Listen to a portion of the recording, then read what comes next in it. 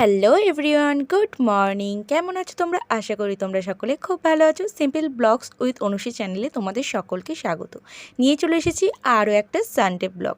তো সানডে মানেই সকাল থেকে ব্যস্ত, তবে আজকের সানডেটা একটু অন্যরকম, মানে ব্যস্ততার চরম সীমায় পৌঁছে গেছে আজকের সানডেটা। তো সকাল সকাল বাপি বেরোলো মার্কেটে, বাপিকে মালপত্র দিয়ে দিলাম, মানে দোকানে গেল মাল দিতে। তো দিয়ে এখন দিয়ে দিলাম দরজা, আর এই যে সোজা চলে এসেছি রান্নাঘরে আজকে আসলাম একটু চা বানাতে। তো আজকের চাটা আমার জন্যই করছি। আর আমি কোন কোন দিন চা খাই সেটা নিশ্চয়ই তোমাদের, যারা আমার পুরনো ভিউয়ার্স আছো তাদের আলাদা করে বলতে হবে না। আজকেও সেরকম একটাই দিন, তাই বসিয়ে দিলাম সকাল সকাল চা। আর বাড়িতে দেখো কেউ নেই, বাড়ি পুরো ফাঁকা, কারণ সব মানুষই একটু ঘুরু ঘুরু করতে গেছে। একমাত্র আমরাই চারটে মানুষই আছি, চারজন বলতে আমি, বাপি, বাবু আর হাজব্যান্ড। তো এই সময় হচ্ছে বাপি তো বেরিয়ে গেল, তোমাদের দেখালাম, আর হাজব্যান্ড মশাইও কিন্তু বাড়িতে নেই, সেও গেছে বাজারে বাজার আনতে। এই সময় একমাত্র বাবু আর আমি দুজনে মিলে বাড়িতে আছি। তো দেখো, কথা বলতে বলতে এই যে চাটা এদিকে বসিয়ে দিচ্ছি, চাটা মোটামুটি ফুটেও গেছে। আর এই হচ্ছে বিশেষ কারণ চা খাওয়ার। তো আগেও যেদিন খেয়েছিলাম তোমাদের ভিডিওতে দেখেছিলাম, সেদিনও লুচি ছিল বলেই খেয়েছিলাম, আজকেও কিন্তু আছে লুচি। তাই আজকেও চাটা একটু বসিয়েছি, না হলে আজকে চা করার কোনো কারণ ছিল না। আর ওদিকে চাটা বসিয়ে দিয়ে এদিকে চলে এসেছি ডিম বার করতে, কারণ একটু ডিম সিদ্ধ করব। আর সকালে আজকে টিফিনটা কিচ্ছু বানাইনি, এই যে তেলে ভাজা আনতে বলেছিলাম, তেলে ভাজা নিয়ে এসেছিলো, তাই দিয়ে একটু স্যালাড কুচিয়ে মুড়ি খাওয়া যায়। আর ওদিকে দেখলে হাজব্যান্ডকে টিফিনটা দিয়ে দিয়েছিলাম, আর ওইটা বাবুকে দিলাম, তাই জন্য ওকে গোটাটা দিইনি। আর এদিকে এই যে ডিমটাও সিদ্ধ বসিয়ে দিলাম। তো সকালে একদম তাড়াহুড়োর মধ্যে খেয়াল ছিল না, তাই বসাতে অনেকটাই দেরি হয়ে গেল। তো বেলায় দিয়ে দেবো যখন সিদ্ধটা হয়ে যাবে। তো আর ওদিকে আমার চাটা কমপ্লিট হয়ে গেছে, আমি গ্যাসটা অফ করে রেখে দিয়েছি, কিন্তু চাটা ঢালবো যে সেই সময়টুকু হয়েছিল না। এই যে চাটা আবার গরম করে নিয়েছিলাম, তার জন্য সেটা আর ক্যামেরাতে দেখায়নি তোমাদের। আর এদিকেও ডিমটা বসিয়ে দিয়ে এখন চললাম দুধটা ফ্রিজে রেখে দেওয়ার জন্য। তো যা পরিমাণে গরম পড়ে গেছে, বাইরে দুধ একদমই রাখা যাচ্ছে না। আর এই যে বাজারপত্র নিয়ে এসে সমস্ত রেখে দিয়েছে, সেইগুলো একটু ব্যাগটা খালি করে গুছিয়ে রেখে দিই, না হলে এইগুলো পরেই আমার কাজটা বেড়ে যাবে। এই সময় ওরা যখন টিফিনটা করছে, সেই ফাঁকে এই টুকটাক কাজগুলো সেরে নেওয়া যায়। কারণ ওর ওদিকে টিফিন হয়ে গেলে ছেলের, তাকে নিয়ে এখন বসাতে হবে পড়াতে, কারণ কাল আছে সোমবার ওর পরীক্ষা স্কুলে। তাই একটু বেশি চাপ আছে, না হলে রবিবারটা খুব একটা পড়াতে বসাই না, ছেড়েই দিই রবিবারটুকু। কাল থেকেই শুরু হবে, সোম ও মঙ্গলবার এই দুটো দিনই হবে, তার জন্য আজকে একটু ওকে বসাবো পড়াতে। তো এই যে এই সমস্তটা এখানটা গুছিয়ে নিয়ে, মায়েদের ঘরটা একটু নোংরা হয়েছিল, সেই সমস্তটাও একটু ঝাঁট দিয়ে দিচ্ছি, পরিষ্কার পরিচ্ছন্নটা করে নিই, এখনও কিন্তু অনেক কাজ বাকি। আর মায়েরা ঘর থেকে বেরিয়ে গেছে ওই 7:30-8টার দিকে, মায়েরা সবাই বেরিয়েছে, আর কোথায় গেছে সেগুলো তোমাদের সঙ্গে পরে শেয়ার করব। আর এখন দেখো ওই দিকে সমস্ত কাজই কমপ্লিট করে বসে গেছি এক ভর্তি বোতল নিয়ে। সমস্ত ঘরের বোতল এখানেই নিয়ে চলে এসেছি, কারণ জলগুলো ভরতে হবে, সমস্ত খালি হয়ে গেছিলো। এই জলগুলো ভরে যে যার ঘরে ঠিকঠাক বোতলগুলো দিয়ে আসাও কিন্তু একটা বিশাল বড় কাজ আছে, কারণ একসঙ্গে যখন সব বোতলগুলো হয়ে যায় সব এক হয়ে যায়, কিন্তু যে যার ঘরে কিন্তু যে যার বোতলে দিতে হবে। আলাদা হলে কিন্তু তার জন্যও কিন্তু খবর আছে পরে। তো তাই ঠিকঠাকভাবে চিনে যে যার বোতল সে তার ঘরে দিয়ে দিলাম। আর এই সময় হাজব্যান্ড মশাই বসে বসেই যে কড়াইশুঁটিগুলো ছাড়িয়ে রাখছিল, যাতে কাজের একটু সুবিধা হয়। তো তারপরে বসে গেলাম এই যে খাতা পেন নিয়ে, কারণ এখন ওকে আমি লিখতে দেব, ওকে এখন দিয়েছি পড়তে। আর আমি কোশ্চেনগুলো সমস্ত রেডি করে রাখলে তবে কিন্তু ও বসে বসে লিখবে, নাহলে একটাও পড়াও করবে না, লিখবেও না, শুধু ফাঁকি মেরে যাবে। আর ঘরে ছেলে মেয়েদের পরীক্ষা হলে বাবা মায়ের চিন্তা বেশি হয়, বাবার থেকে মায়ের চিন্তা বেশি হয়, কারণ বাবা তো বাইরে কাজে কাজে থাকে, পড়াশোনার ব্যাপারটা বেশিরভাগটাই মায়েদেরই দেখতে হয়। এত কিছু করেও কিন্তু নাম পাওয়া সংসারে খুবই মুশকিল হয়ে যায়। কোনো কিছু এদিক থেকে ওদিক হয়ে গেলে তখন কিন্তু দোষটা কিন্তু পড়ে বাড়ির বউদেরই উপর। সেটা যে কোনো কারণ নিয়ে হতে পারে, ছেলে মেয়ের পড়াশোনা কি খাওয়া দাওয়া কি শরীর নিয়ে, কোনো কিছুই যদি গণ্ডগোল হয় তখন কিন্তু দোষটা হয় মায়েদের। তো যাক সেসব কথা নয়, বাদই দিলাম, কারণ এই প্রবলেমটা তো প্রতিটা পরিবারেই আছে, আর প্রতিটা মায়েদেরই এইটা সহ্য করতে হয়। আর এই যে এই সমস্ত করতে করতেও কিন্তু ফোন হাত থেকে ছাড়া যাবে না, কারণ এখন হয়ে গেছে এই ফোনটাই আমাদের কাছে সব।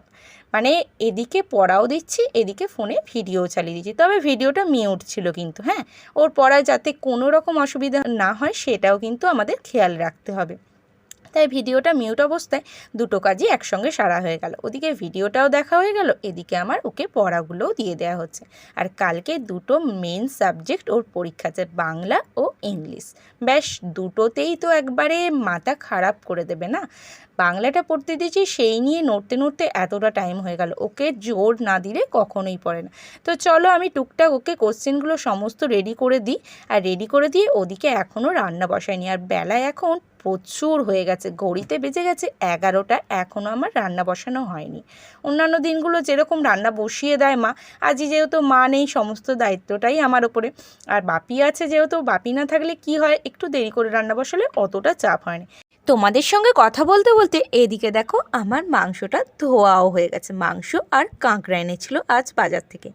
মানে রবিবার হলে এক একটা করে কাজ বাড়ানোর জিনিস এনেই থাকে। আর কাঁকড়াটা বলতে গেলে খেয়েছি, কিন্তু রান্নাটা খুব কোনোদিনও করিনি সেরকম। মাকে রান্না করতে দেখেছি তো করে নিতে পারবো, কিন্তু কোনোদিনও করিনি, একটু ভয় লাগছিল। আর এদিকে দেখো ভাতের জল গরম হয়ে গিয়ে চালটাও তুলে দিলাম। তো টুকটুক করে মানে জোগাড়টাও করে নেবো, যেহেতু একা হাতেই সমস্তটা করতে হবে। তাই জন্য সবজিগুলো আমি এদিকেই নিয়ে চলে এসেছি, না হলে সবজিটা ওদিকে কেটে এদিকে রান্নাটা হয়। তো এই কাজটা থাকে, মা রান্নাটা করে, পূজার সবজিটা কেটে দেয়। এই সময় যেহেতু আমি বাবুকে স্কুল থেকে আনতে যাই অন্য দিনগুলো, তাই জন্য এই সময়টা সেটা হয়ে ওঠে না। আর আমাদের যেহেতু দুপুরে ওরা খেতে আসে দু ভাই, তাই জন্য রান্নাটা মানে তাড়া থাকে না। তাই আমি স্কুল থেকে নিয়ে আসবো, তারপরে রান্না বসাবো, সেটা করতে গেলে অনেকটা দেরি হয়ে যায়, কারণ ওরা খেতে ঢুকে যায় 1টার মধ্যে। আর আমি স্কুল থেকে নিয়ে আসতে আসতে ঘড়িতে বেজে যায় 11টা। তো 11টায় রান্না বসালে 1টার মধ্যে কমপ্লিট করে ওদের ভাত দেওয়াটা একটু চাপ হয়ে যায়। আর মাও যেহেতু বসে থাকে, মা তাই জন্য বলে রান্নাটা আমি করেই নিচ্ছি। তো এইভাবে হয়ে যায়। আর রবিবারে তো কাজের শেষ থাকে না। তো রবিবারে ওইদিকে হয়তো আমি মাছ মাংসটা ধুতে গেলাম, এদিকে ততক্ষণ পূজা সবজি কাটতে বসে গেল। মানে কাজের কোনো শেষ থাকে না। রান্নাটাই যে সংসারের মেন কাজ সেটা তো নয়, রান্না ছাড়াও সংসারে অনেক কাজ থাকে। আর দুটো তো আমাদের দোষী আছে, ওদের দুজনকে সামলাতেই হচ্ছে, একজন হিমশিম খেয়ে যায়। তো এইভাবে হয়ে যায়, তিনজনে মিলে অতটা চাপ থাকে না। আর আজকে যেহেতু পুরোটাই করব, তাই জন্য সবজি টবজি সমস্ত নিয়ে এখানে চলে এসেছি। তো এদিকে ভাতটা হতে হতে আমার একটা রান্নার জোগাড় আমি রেডি করে নেবো, যাতে ভাতটা না পেয়েই আমি সেটা বসিয়ে দিতে পারি। আর আজকে কী কী রান্না করব সেগুলো তোমাদেরকে বলে দেবো। আর চলো তোমাদেরকে জানিয়ে দিই আজকে মায়েরা কোথায় গেছে। তো মা, পূজা, ছোটদা আর কুট্টুস, ওরা 4জনে বেরিয়েছে।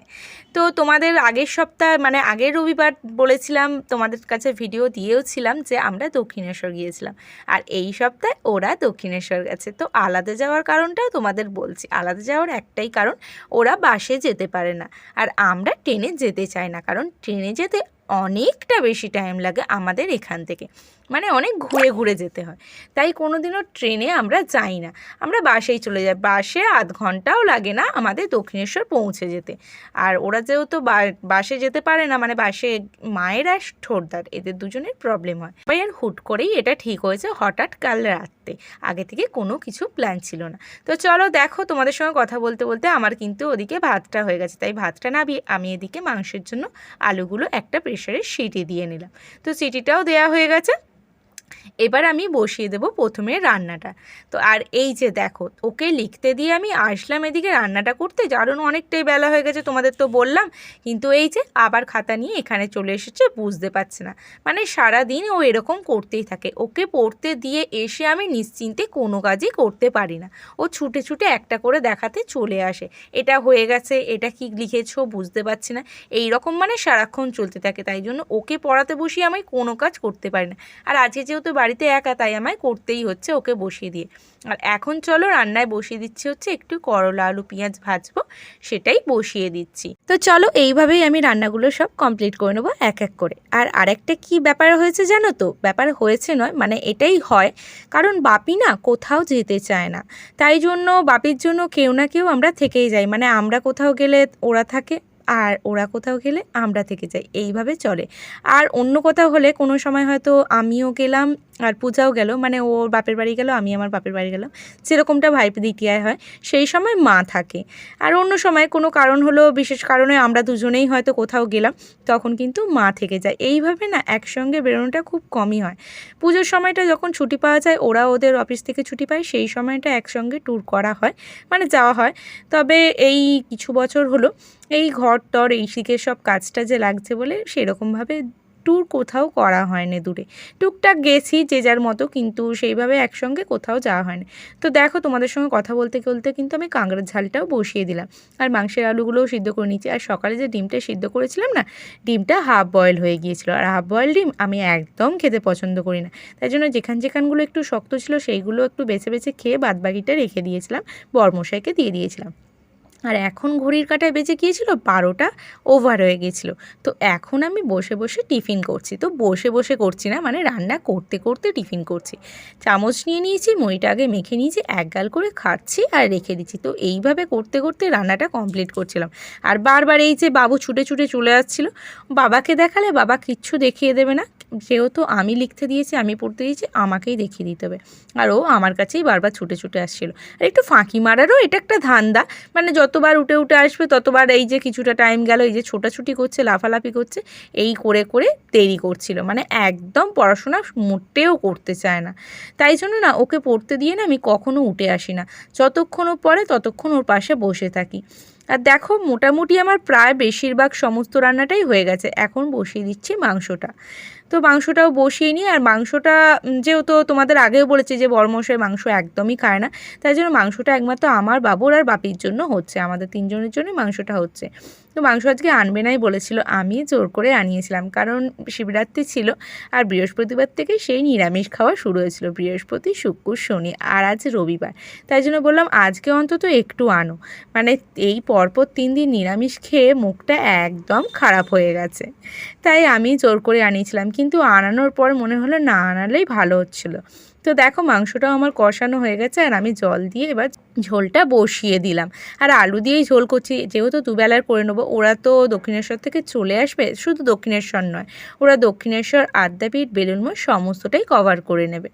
আর যেহেতু কুট্টুস ছোটো আছে না, সবসময় তো ওরা যেতে পারে না, তাই জন্য যখন যায় একবারে করে নেয়। তো দেখো, আমার এদিকে কিন্তু মাংসের ঝোলটা একদম রেডি হয়ে গেছে। আর দেখো, ওদের জন্য ভাতটাও কিন্তু বেড়ে নিয়েছি। তো স্যালাড হয়েছিল, করলা আলু পেঁয়াজ ভাজা, কাঁকড়ার ঝাল আর মাংসর ঝোল। আর এটা হচ্ছে বাবুর থালা। তো এই তোমাদের দেখিয়েছিলাম, ময়দান থেকে এনেছিলাম, ওকে, ও আর কুট্টুস ওরা দুজন এখন এই থালাতেই খায়। আর দেখো, এই সবে আমি স্নান করে এলাম, এখন ঘড়ির কাঁটায় বাজে 1:45। সকাল থেকে কাপড় টাপড় ছেড়ে রান্নার ওখানে চলে গিয়েছিলাম, বাবুকে দিকে পড়াচ্ছিলাম, স্নান করার একদম সময় হয়নি। আর ওদেরও খাওয়া দাওয়া হয়ে গেছে, এইগুলো সমস্তটা পরিষ্কার করবো। এখনও কিন্তু আমার কাজ শেষ হয়নি। স্নান টান করে এসে ওদের খেতে দিয়ে আমি স্নান করতে গিয়েছিলাম, স্নান টান করে এসে সমস্তটা পরিষ্কার করে এখন চলে এসেছি জামা কাপড়গুলো মেলার জন্য, কেননা সকাল থেকে জামা কাপড়গুলো পড়েছিল, ধোয়ারও সময় হয়েছিল না। ও মানে বাপিকে টাইমে খেতে দিতে হবে, এটাই মাথাতে ছিল। তো এখন যেহেতু সমস্তটা হয়ে গেছে, আমার একটু দেরি হলেও কোনো অসুবিধা নেই, কারণ আমি অনেক বেলায় টিফিন করেছি। সত্যি বলতে কি জানো তো, আজকে না একদমই খাওয়ার ইচ্ছা ছিল না, মানে পেটটা পুরো ভর্তি হয়েছিল। এক তো বেলায় টিফিন করেইছিলাম, তার উপরে না সকালে ওই যে চা দিয়ে বাসি লুচিটা খেয়েছিলাম, ব্যাস। মানে কোনো জিনিস পছন্দ হলেই তো হবে না, শরীরে সইতে হবে। তো দেখো, ছাদটাতে চলে এসেছি, এসে এখন খাবার দাবার রেডি করতে বসে গেছি। শখ করে না কষার সময় মাংস তুলেছিলাম 2 পিস, কিন্তু সেটা পর্যন্ত খাওয়ার সময় হয়নি। আর এখন একদম খিদে নেই। বাপির জন্য যে বললাম না তোমাদের, আমি, বাবু আর বাপি তিনজনে মিলে মাংস খাবো, কিন্তু বাপিও খায়নি। বাপিকে কাঁকড়ার ঝাল দিতে বাপি বললো আমি আর মাংস খাবো না।